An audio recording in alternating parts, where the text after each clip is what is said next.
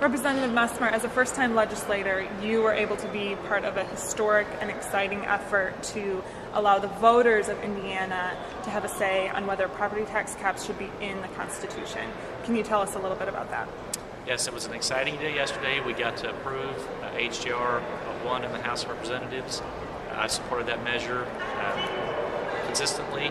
It's a great day for the taxpayers to give them reliability, taxpayer protection in the Constitution, give them a chance to vote for that in the fall. It's a huge victory for Indiana's taxpayers. Mm-hmm. Can you compare last year's session to this year's session, which has kind of started with a bang already? We're talking about property tax caps and some other really big issues. It's a surprising change of pace from last session.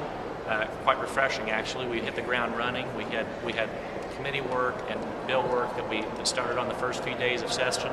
Last year it took about a week and a half to get the ball rolling, and there was a lot of partisanship from the beginning. There's been a great sense of cooperation and people working to get things solved for the people of Indiana, and that's great news for the people of Indiana. Great.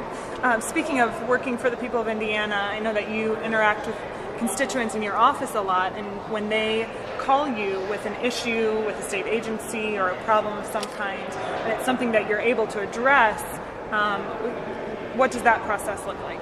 I take constituent services as a huge part of my job. It's probably more so than the legislation we pass here.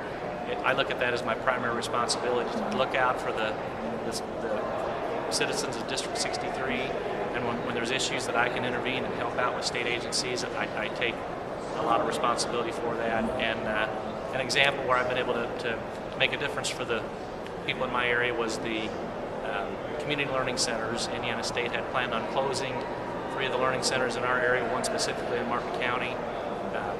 Intervened with that process, got Ivy Tech to take over the fiscal agent role, and through that process was able to keep all of those community learning centers open to allow them to serve the hundreds, if not thousands, of people that are getting their alternative education through those community learning centers. So that was a huge victory for the people in our area. Another example is the probably hundreds, if not thousands, of constituents that have had problems with the Department of Workforce Development on filing unemployment claims, and then some of their policy that requires vouchers to be a second part of that step. Have fought that fight for a lot of our constituents, got a lot of those issues corrected by intervening, and I've got a bill draft or amendment draft that I've worked on that's going to require DWD to be more detailed in how they communicate that second step to the people that need that benefit.